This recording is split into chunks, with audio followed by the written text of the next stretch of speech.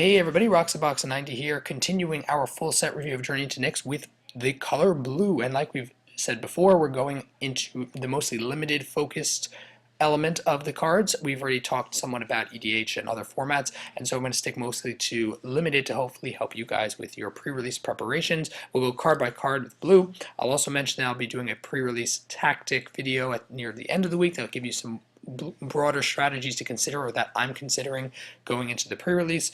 As well, I also have two videos, one for limited sealed and one for limited draft, that I will put the links to in the description. They're kind of tutorials to help you get started if you're prepping for your pre-release and you haven't really done something like this before, or you want to just review your tactics before going in.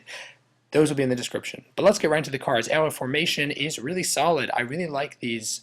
Even though the Strive is a bit expensive, they're really effective heroic enablers, and they're very effective for blowouts. This gives 1+1 in flying, unlike we have the Ajani's, the white version of this, the Ajani card. It gives indestructible. This one gives flying, which is also pretty darn powerful, especially because a lot of the best cards in this set don't have flying. And so you might end up finding yourself into a very solid position with the flying. Of course, we also have Theros and Born of the Gods involved, but for a Journey to Nyx at least, this is, I think, going to be very solid, especially for a common. Great for heroic enabling. I love it. Battlefield Thaumaturge. He's 2 for a 2/1. That's a small body, but he does really work well with Strive and with heroic. So, yeah, I think he's very good. His heroic ability is not super relevant because most of the time you're not going to really care, and you're not going to be able to heroic. I mean, yeah, I guess you could heroic trigger him to save him with hexproof, but most of the time I don't see him being a humongous target on the field. So I wouldn't worry too much about his heroic ability. But he's a very good enabler if you're running those kind of decks. If you get him as a rare, you should start thinking in that direction. Cloaked Siren, we usually have a card like this. It's a 3/2 flash flying, which tends to be pretty good because it acts as a combat trick and it's an effective flyer. Of course, the 2 toughness is always sad, but it's still a very solid card. I think could fill out a curve very nicely. Countermand, I don't like counter magic 99% of the time in limited. It's just me. I don't know, this card might be okay. It's a bit expensive for counter magic, which I don't love, and its second ability, milling 4. Yeah, mill is good in limited, but I don't know if I'm such a fan. I just don't like counter magic most of the time. Crystalline Nautilus, I kind of wish this card was better because you think it's good. You first look at it, 3 for a 4/4, wow. And come on, it becomes a target of spell or ability, sacrifice it. But that's the big problem, is that it's very easy with Strive going on, and with so many spells that work with heroic, it's very easy to target with a spell or ability. And it forces sacrifice. It also you can force sacrifice and kill the creature that it's put on. I'd be nervous running this. If you were really desperate, focused aggro strategy, maybe, but most of the time I'd be nervous running this in limited format. So I'd probably avoid it. Chakra Mystic may end up being good. I tend to not like 1-drops most of the time if you're not running aggro, and this is not running aggro. It hurts each player. Either it gives your opponent a card, it gives you a card too, but it gives your opponent a card, or it mills, which I don't love. I don't think it's all that great. It's going to need some work to make it get there, and I don't think it's good enough in limited. Daring Thief. Inspired is okay in limited, not really that great most of the time, but its ability is pretty nice. You can swap your worst thing for their best thing. I don't know. It's a mid card at 3 mana, so you won't be able to probably use it until turn 4, and then Inspire. It seems like a lot of work to get there, but if you have some sort of inspired cards going on, because again we're using Theros and Born of the Gods as well, so you might end up having a shot at making it work. Dictator Crewfix, I don't love it. Even though you can flash it in and gain the more advantage, it's giving your opponent an advantage, so I tend to avoid these kind of things.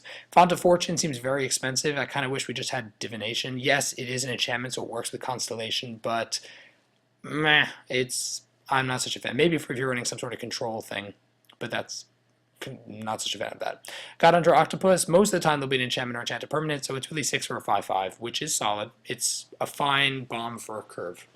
Hour of Need, it seems like good removal at first, but you give your opponent a 4/4 flying for each 1 exiled. Most of the time, that's going to bite you and really hurt. I mean, you really have to hit something huge to make that. I mean, as we said, the flying in this set tends to be on the lower scale of things, and a 4/4 flying, not great. It's also expensive. Not one of the best removal. Even though removal is on the upper end of what you're looking for in limited environments, this is one of the weaker versions of that. This one, however, Hubris, is, I think, really solid. It bounces a creature back and all auras. We have a bestow environment, people. So I think this card, it's a bounce spell. Yeah, it does cost 2, but 2 is fine to bounce a creature. And the fact that it can also really hurt them in tempo. They bestow something, boom. Seems pretty good. Hypnotic Siren, it's 1/1 flying, which is fine on its own. It's a good way to start flying if you're running some sort of bestow or heroic deck, because it could scale up very well. And for 7 mana, the fact that you can take your opponent's creature, it seems really good overall for a 1-drop, I have to say.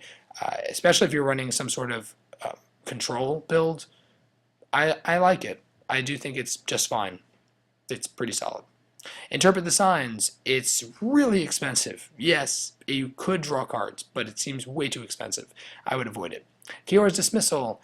It bounces enchantments, which I would say in most of the time this kind of thing would be very limited and don't use, but you may want to consider sideboarding this because we're running a very enchantment heavy, and it's also any enchantment. It could be the gods, it could be bestow. It has a lot of targets, so I would definitely consider sideboarding this, if not running it main deck. Pin to Earth, also very good removal. The fact that it gives -6, most aggressive cards in any of the 3 sets will be almost entirely crippled if you can get a -6 on it. So I think it's pretty good. Polymorphous Rush, it's nice. It's really blowout card. I don't know how effective it's going to be. It is expensive, and it requires a lot of work before it can become good. I'm sure we'll have limited stories about it, but I don't know if it's a card I'd run to. Pull from the Deep. It gets you 2 cards back from your graveyard to your hand for 4 mana. Maybe in a drawn-out control build, this might be okay. I don't know. Riptide Crime Era. This is one of the best aggressive flyers at least in this set. 3 for 3/4 flying that allows you to reuse potentially a bestow card. I like, or even with Constellation. It's very well costed, very solid. I like this guy a lot. If you're running an aggressive strategy, definitely think about this. Rise of the Eagles, 6 mana is way too expensive. Just too expensive. Sage of the Hours, he's going to be tough to get there, but if you're running heroic and you have him, you have what's his name? The Thaumaturge guy, then it could very well work out in your favor. He could be a bomb. Seems like a lot of work though. Scourge of Leeds is awesome. Huge bomb, great removal. Most of the time will end up wiping your opponent dead. Sigil Star, great card. Really good, especially if you're running control. The fact that on their turn you can scry, 2 for a 0/3 blocker. Overall, very solid. May even see constructive play, but really good and limited. Thassa's Devourer, it's a mill variant. It does have a 6 body, which makes it really nice for blocking, but it is 5 mana, so by that point your opponent's probably playing stuff that's going to overwhelm it. I don't love it. Thassa's Ire is the same thing. It seems really weak. Yeah, you can mess around. You could mess around with Inspired, but 4 mana to do that seems like a lot of work. Triton Cavalier, Triton Cavalry. 2/4 that allows you to bounce enchantments. Not bad for heroic. It could definitely really mess your opponent over with in terms of tempo. I don't know if it's an automatic main board, but I would probably pick 1 or 2 in a draft if I was leaning towards a heroic build. I think it could turn out really well. Doesn't this look like a horse? It is a horse, isn't it? Am I crazy? It looks like a horse. Like not this one looks like a horse carrying a thing. This one's a dude. I don't know, whatever. Triton Shore Stalker, 1 for 1/1, it can't be blocked. Could be really good if you're running bestow and you're running aggressive strategy. 1 for 1/1 unblockable is never really bad. War Wing Siren, cast a spell, you put a 1/1 counter. One of the better flyers out there. 3 toughness is a really great start, and the fact that it gets more powerful, it's a good, solid heroic card. Really like it. Whitewater Naiads, the last blue card we have. 5 for 4/4, good body, and the fact that it can give unblockable anytime you have Constellation. She's going to do a lot of work. A lot of work in limited. Potentially could win the game consistently for you because it gives your best thing after her. You play her, and then your next thing after her has unblockable. Wow.